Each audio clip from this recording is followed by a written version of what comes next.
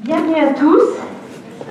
Monsieur le député, cher Bernard Perru, Monsieur le Président du Conseil général, cher Christophe Guillotot, Madame la Vice-présidente à la région, chère Béatrice Berthoud, Monsieur le Président de la communauté de communes Beaujolais-Pierre-Doré, également notre conseiller départemental du canton d'Ans et maire de Ans, cher Daniel Pomeray.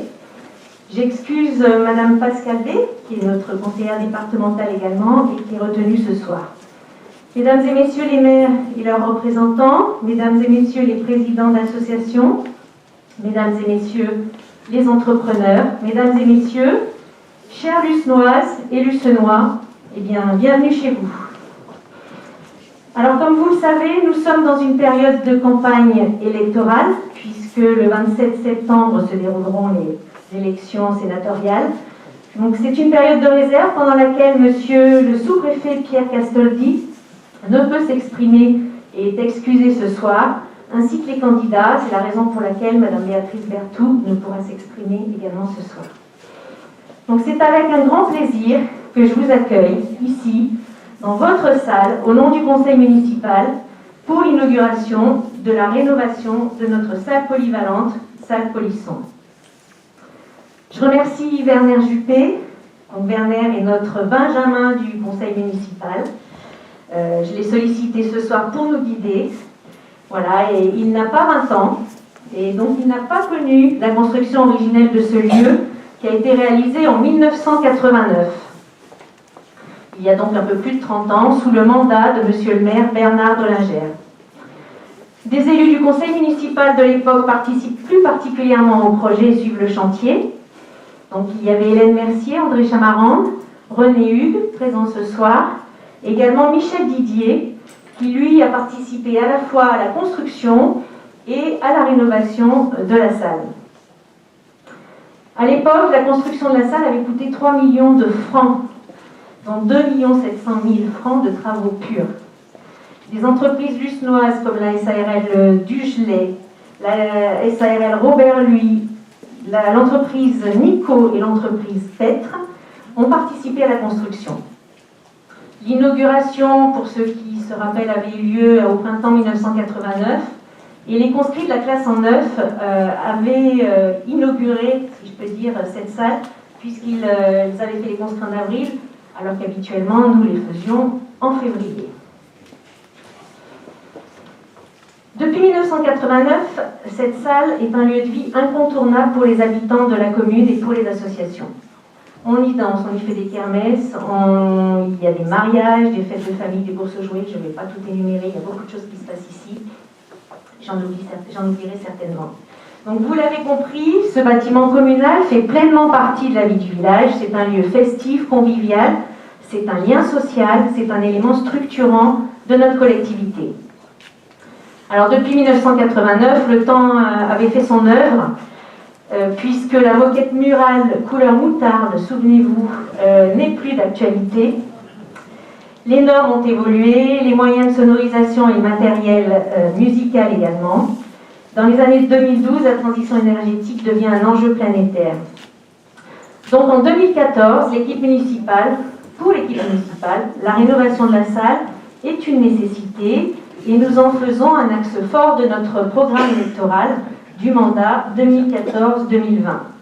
Nous avions donc 6 ans pour remplir notre objectif. Alors, ne souhaitant pas augmenter la pression fiscale, nous avons commencé par nous désendetter en réalisant tous les projets communaux de début de mandat sans emprunt et toujours en gardant à l'esprit cette rénovation de la salle, ce projet. En 2016, le projet de la salle se précise avec pour objectif économie d'énergie, mise aux normes, accessibilité aux personnes à mobilité réduite, isolation phonique et confort des utilisateurs. Donc nous avons consulté les associations pour connaître leurs besoins, notamment en termes d'équipement électrique, éclairage, divers détails encore. Et donc 2017, c'est l'année des diagnostics acoustiques, des diagnostics thermiques, c'est l'année aussi de l'évaluation technique et financière des travaux à réaliser. Donc à ce moment-là, des évidences apparaissent, changer les menuiseries, déplacer l'entrée de la salle, abaisser le plafond, isoler et changer le mode de chauffage. 2018, elle, fut consacrée au prévisionnel financier. Nous avons notamment monté des dossiers de subvention et en 2019, eh bien voilà, nous avons lancé le projet. Le permis de construire a été accordé le 29 avril et les travaux ont commencé le 4 juillet 2019 avec un objectif que malheureusement nous n'avons pas tenu, c'était terminer la salle pour mai 2020 afin que les conscrits de la classe 1-0 puissent faire la fête début juillet. Malheureusement, pour des raisons que nous connaissons tous, les travaux ont pris du retard et la réception du chantier a eu lieu le 15 juillet dernier. Donc il reste encore bien sûr quelques mises au point ou quelques détails, mais ça c'est tout à fait normal. Donc je voudrais remercier Michel Monceau, assisté de Kelly Garcia, du cabinet d'architecture ECRM de Craponne, qui ont assuré la maîtrise d'œuvre. Merci Monsieur Monceau pour votre professionnalisme, votre écoute et votre réactivité face à des élus, il faut le reconnaître, parfois un peu pressés, un peu speed et pas mal exigeants. Merci à votre équipe d'ingénierie, merci à l'entreprise Synapse pour les fluides, la solidité des ouvrages, à l'entreprise SARL Exact pour l'expertise acoustique, présent ce soir. Nous remercions également BTP Consultant, qui était donc le contrôleur technique et le chargé de mission de conformité des ouvrages pour les personnes handicapées, DECRA pour la mission de sécurité et la protection de la santé sur chantier, Fondasol pour l'étude de sol et Leximpact pour le diagnostic amiante. Les entreprises que nous avons retenues qui ont travaillé à cette rénovation sont Espace Vert Beaujolais pour le lot voirie, réseau Espace Vert donc de Limonest, la maçonnerie Serra de Porte des Pierres Dorées pour le lot démolition, l'entreprise Dubuis de Thésée pour le lot charpente et zinguerie, l'entreprise Vincent d'Arnas pour les façades, l'entreprise Rotival pour les menuiseries extérieures, ils sont de Saint-Jean-d'Ardière, l'entreprise Verviers pour les menuiseries intérieures, cette fois-ci, eux, ils sont à Villefranche, l'entreprise Geoffrey de Saint-André-de-Corcy pour le carrelage et la faïence, l'entreprise Tavard de Lima pour la plâtrerie et les plafonds, l'entreprise Rigodier de Charnay-les-Macron pour le lot chauffage, et enfin l'entreprise CETEC de Glazé pour le lot électricité. Un merci particulier à Cédric Denis, voilà, que nous avons, qui est là-bas, que nous avons appelé tout à l'heure en urgence, et qui a été comme toujours très réactif. Donc merci à toutes ces entreprises, merci à tous ceux qui ont travaillé sur cette belle rénovation. Je veux maintenant remercier les membres du conseil municipal, élus de 2014 à 2020, qui ont tous participé à l'élaboration de la réussite de cette rénovation. Cet ensemble a fait l'objet d'un engagement humain très important par un groupe de conseillers municipaux qui s'y sont totalement investis. Investis dans les visites préalables, investis dans la conception globale du projet, investis dans le suivi de chantier tous les lundis après-midi à mes côtés. Merci à Michel Didier, merci à Hervé Barjon et merci à Michel Bernard. Merci également aux services administratifs de la commune qui ont assumé le permis, les demandes de subventions et puis bien sûr les relations avec les entreprises, toutes les commandes, les avenants, le suivi administratif. Et puis enfin un grand merci aux techniques qui ont été d'un grand soutien, technique évidemment, mais qui ont aussi assumé le nettoyage quotidien de désinfection pendant le Covid. Et ils ont fait un nettoyage de fond méticuleux et efficace comme toujours. Merci Michel et merci Bruno et Christophe. Après le chantier pour qu'on ait une salle très très propre aujourd'hui. Alors nous disposons aujourd'hui d'un équipement de 666 mètres carrés.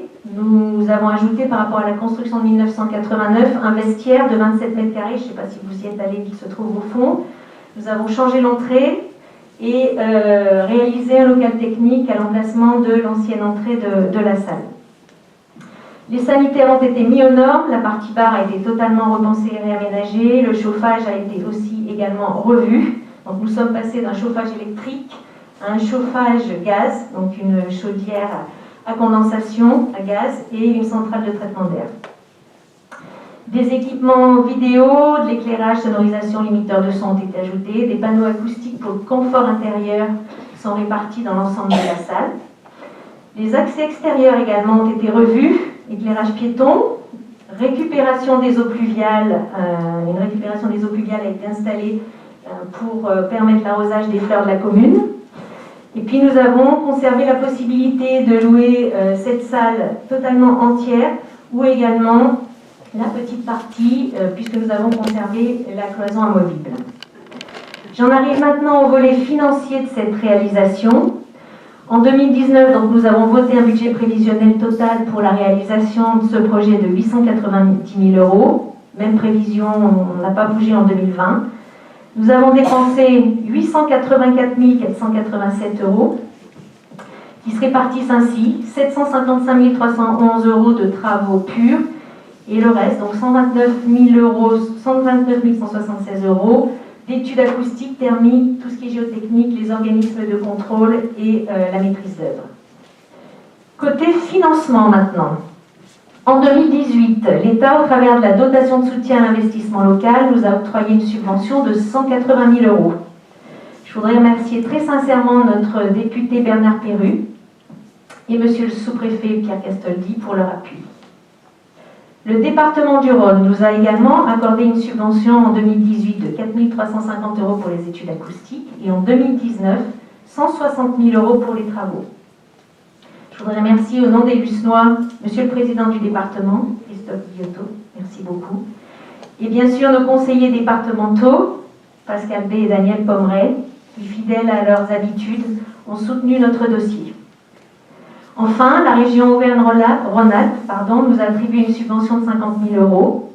Je remercie sincèrement son président Laurent Wauquiez, notre référent régional Patrice Berchère et bien sûr Béatrice Bertou, qui est présente ce soir. Sans votre soutien financier à tous, nous n'aurions pu réaliser un tel projet. Nous avons également réalisé un emprunt fin 2019 de 50 000 €, bénéficiant alors des taux bas, et le solde a totalement été autofinancé.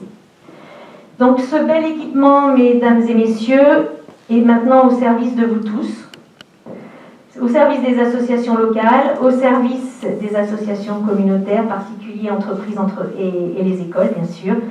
Et d'ailleurs, dès lundi soir, les cours de gym, de Zumba reprennent, et puis ensuite c'est le théâtre, etc., reprennent dans cette salle la semaine prochaine. Ce projet de rénovation donc, de cette vieille dame n'est pas, pour nous, en tout cas les élus, une fin en soi. C'est au contraire la première phase d'un projet beaucoup plus global d'aménagement de ce secteur. La vie à Lucenay reste animée, conviviale, familiale, et l'équipe municipale actuelle souhaite réaliser un aménagement paysager autour de cette salle, sécuriser les abords et puis étudier un projet pour les jeunes et également un projet sportif couvert qui viendrait compléter nos infrastructures existantes. Donc nous avons 6 ans avec vous tous pour penser, pour financer et pour créer ces beaux projets. Donc en conclusion, je citerai simplement Sidney Friedman qui dit « Tu peux tout accomplir dans la vie si tu as le courage de le rêver, l'intelligence d'en faire un projet réaliste et la volonté de voir ce projet mener à bien. » Voilà, je vous remercie de votre écoute. Et maintenant, si...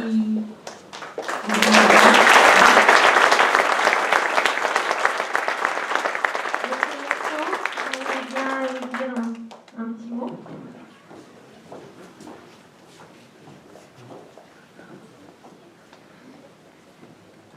Bien, bonsoir à tous. Je crois que Madame le maire vous a tout dit, vous a tout décrit.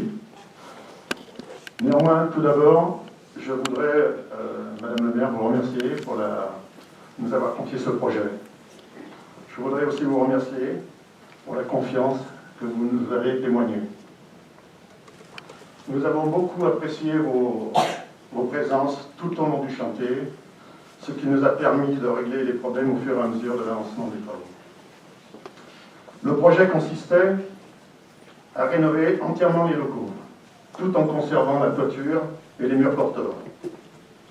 Donc, nous avons repris les sols, les murs et les plafonds. Nous avons repensé avec la société Synapse entièrement le lot électricité et le lot chauffage. Nous avons donc mis une ventilation double flux qui va vous permettre de faire des économies sur les factures d'électricité. Mais la problématique de ce projet portait sur les nuisances sonores et acoustiques. Pour cela, avec la société Exact Acoustique, nous avons retenu diverses propositions constructives. Tout d'abord, nous avons déplacé la porte de la salle. Nous l'avons positionnée en façade nord, côté campagne. Il fallait absolument qu'on éloigne les parties habitables.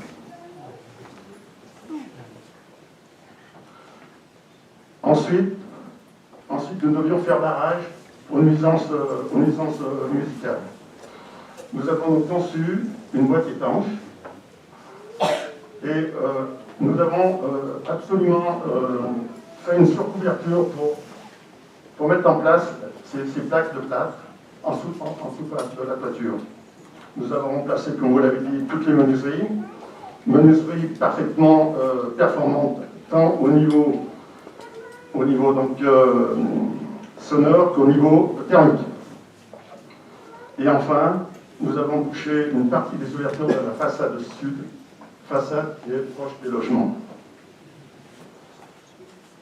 Ensuite, pour absorber les sons dans cette boîte étanche que l'on a conçue, il fallait absorber les bruits. Nous avons donc utilisé des matériaux absorbants, dalles de plafond 60-60, habillage bois des parties verticales, associé donc à un feutre et une laine de verre. Pour les zones visibles, nous avons suspendu des plateaux absorbants, des îlots absorbants sur les entrées. Ces ensembles nous ont permis de répondre en grande partie à d'autres problématiques. Nous avons fait des tests sur l'acoustique et nous avons obtenu des résultats bien au-delà des seuils réglementaires. Matériaux donc d'une efficacité, d'une très bonne efficacité, mais surtout, nous avons eu une très bonne mise en œuvre de la part des entreprises. Et je voudrais pour cela les remercier. Elles ont fait un travail remarquable, compte tenu des conditions de travail durant la période de Covid. Enfin, je terminerai en vous souhaitant, Madame le maire, plein de belles fêtes dans cette belle salle.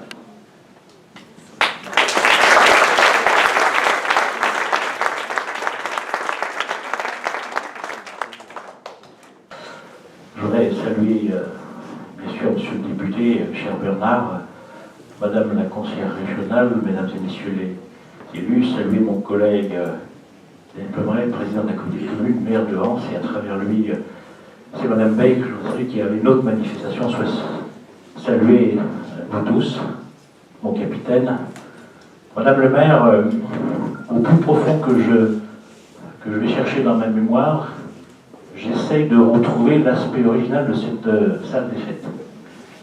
En effet, c'est vrai qu'il y avait des murs moutarde. C'était original à l'époque et c'est vrai que ça faut.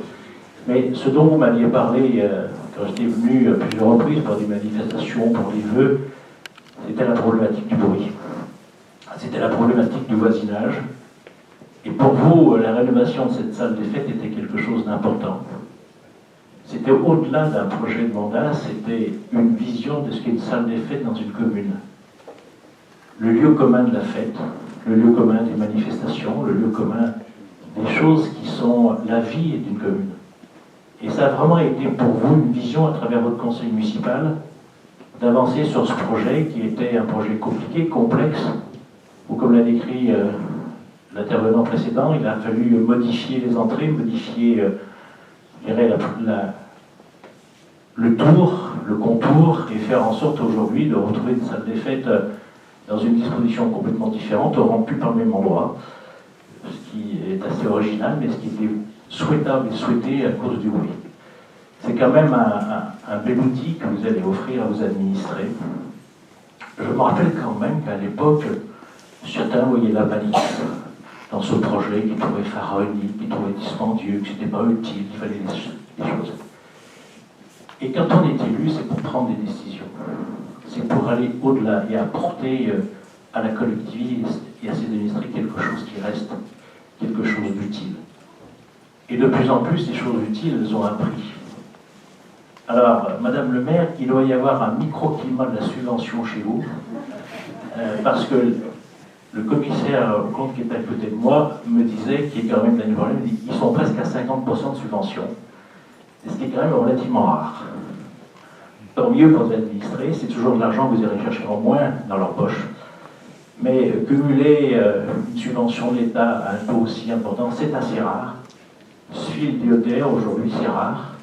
Merci Madame la conseillère régionale d'avoir fait en sorte que ce dossier soit soutenu, et vous l'avez soutenu au travers de la région, qui a une vraie politique, je dirais, d'aide aux communes, ce qui n'était pas le cas autrefois, et puis c'est une vraie vision. Et puis vos deux conseillers départementaux n'ont eu de cesse de défendre ce dossier. C'est sans difficulté qu'il a fait partie de ce qu'on appelle des appels à projets. Le département aujourd'hui est le premier financeur des collectivités. Alors, le premier me disait que vous avez eu la sagesse dans ce nouveau mandat de ne pas déposer le dossier, mais je suis intimement convaincu que pour les années à venir, il y aura, et c'est normal, et c'est légitime, c'est la vision d'une équipe de bouger les choses, de faire bouger les choses, d'apporter à la collectivité le bien-être, et c'est important. Votre commune est une commune sur un axe important, mais dans ce territoire des Pierres Dorées qui bouge, vous avez, comme toutes les communes ici, de nouveaux habitants qui sont parfois un peu dans l'exigence, comme si ici on pouvait offrir comme à la grande ville. Qui montre que être élu, ça doit s'adapter aussi aux situations, aux moments, aux exigences, aux besoins des uns et des autres. Et depuis que je vous connais, Madame le maire, je trouve que votre commune évolue, mais paisiblement, sereinement, mais avec efficacité. Et je vous en féliciter. Une salle des fêtes, c'est important dans une commune. C'est un lieu de vie. Il y a deux lieux de vie dans une... Il y a trois lieux de vie. Autrefois, on considérait que le lieu religieux était un lieu de vie. Il y a l'école, il y a la mairie et la salle des fêtes. Et la salle des fêtes, elle permettra à un grand nombre de s'y retrouver, de moments importants. Avec un mot, vous avez utilisé plusieurs fois le mot conscrit. Ça fait partie du patrimoine du Vosges, les conscrits. Quand vous êtes en nord du département, ça n'existe pas, ils ne savent même pas ce que c'est. Ils en ont entendu parler, mais ici, c'est une... Alors, ça n'a pas la qualité et ça n'a pas la renommée des conscrits de Villefranche, monsieur l'ancien maire de Villefranche. Mais les conscrits, c'est la fête. Et apporter la fête, c'est quelque chose, ce qui veut dire qu'ici, on peut faire les choses originales sans se prendre au sérieux, mais en faisant sérieusement, et vous l'avez fait. Bravo à vous tous. Dans ce début de mandat, vous avez commencé dans des conditions difficiles. Personne n'aurait imaginé il y a un an cette différenciation, cette difficulté. Vous avez même hésité à faire cette inauguration. Vous avez bien fait de la faire. Parce qu'il faut maintenir dans les communes ce lien social, ce lien associatif. Et cette salle des fêtes va y contribuer. Bon à tous. Et beau projet pour l'avenir, Madame le maire. Je suis intimement convaincu que vous allez en avoir plein.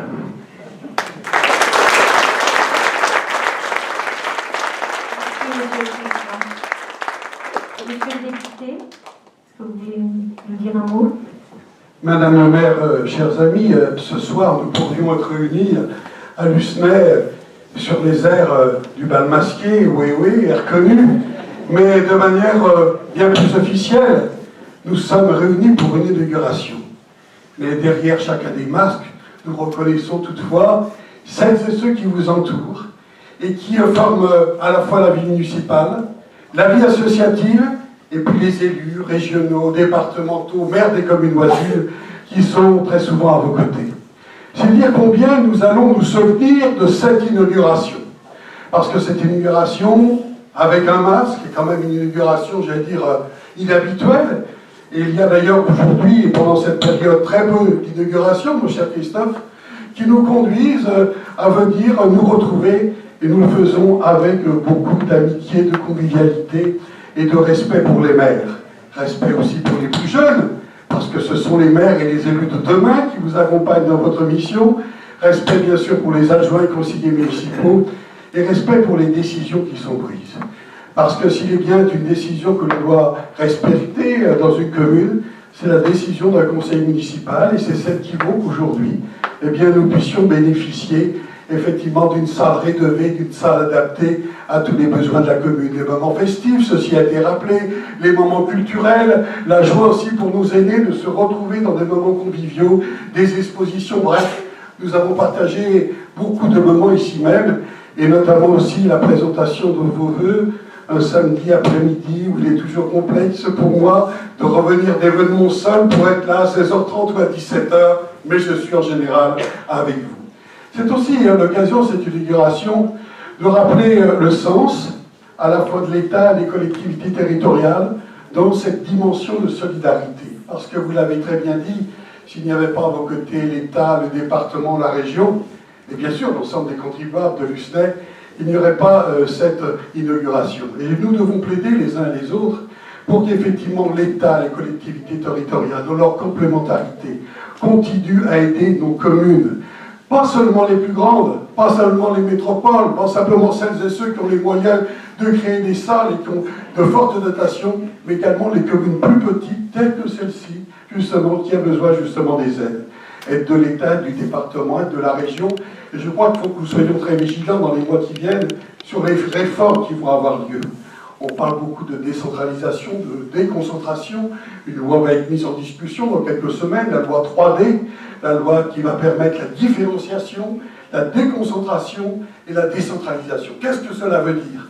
Ça veut dire qu'il faut qu'on trouve des moyens plus modernes dans la gestion de notre pays, pour qu'il y ait plus de souplesse dans la volonté des élus et la façon de mettre en œuvre des projets, qu'il y ait des moyens beaucoup mieux adaptés pour accompagner les uns et les autres, et pour que l'État soit beaucoup plus proche du terrain pour vous aider. Et je déplore parfois que l'État soit trop centralisé. Aujourd'hui, on le mesure dans beaucoup d'aspects, alors que c'est au cœur des réalités, c'est au plus proche du terrain, justement, que les décisions se prennent. C'est pour ça que, mon cher Christophe, je plaide beaucoup pour le renforcement des compétences, notamment du département, en termes de dépendance, d'autonomie, de cette dimension sociale que vous avez, à condition que vous donne également les moyens, et que bien évidemment la région poursuive, elle, cette approche économique, cette approche d'aménagement du territoire, qui ne peut pas se régler peut-être simplement au niveau du département, mais aussi avec une vision beaucoup plus large, parce qu'on ne peut pas ignorer que, eh bien, côté court de cette Seine, il y a la Saône, il y a la grande région lyonnaise,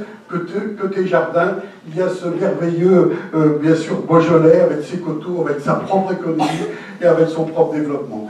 Je crois qu'ici même, en inaugurant cette salle, nous sommes au cœur d'une réalité beaucoup plus large, beaucoup plus grande, le positionnement de nos communes, et je crois que rien ne les remplacera jamais.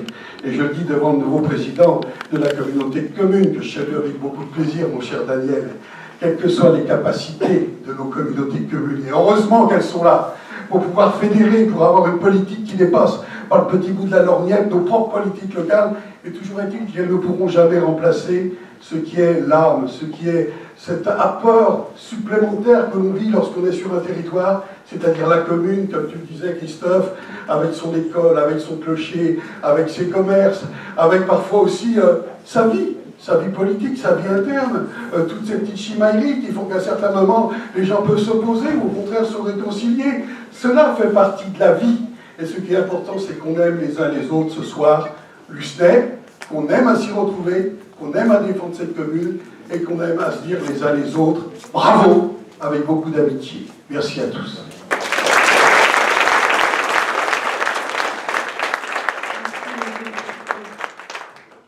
Alors on a beaucoup hésité au niveau du conseil municipal à terminer par un moment convivial, mais on ne pouvait pas faire autrement, donc les personnes qui le souhaitent, bien sûr, peuvent rester. Nous avons prévu un petit apéritif.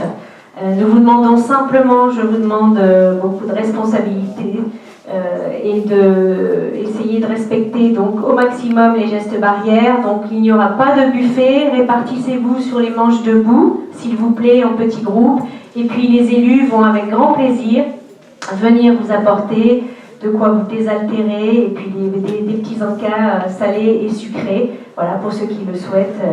Vous êtes les bienvenus. Merci encore, messieurs, dames, les élus. Merci à vous, Lucenois, d'être venus.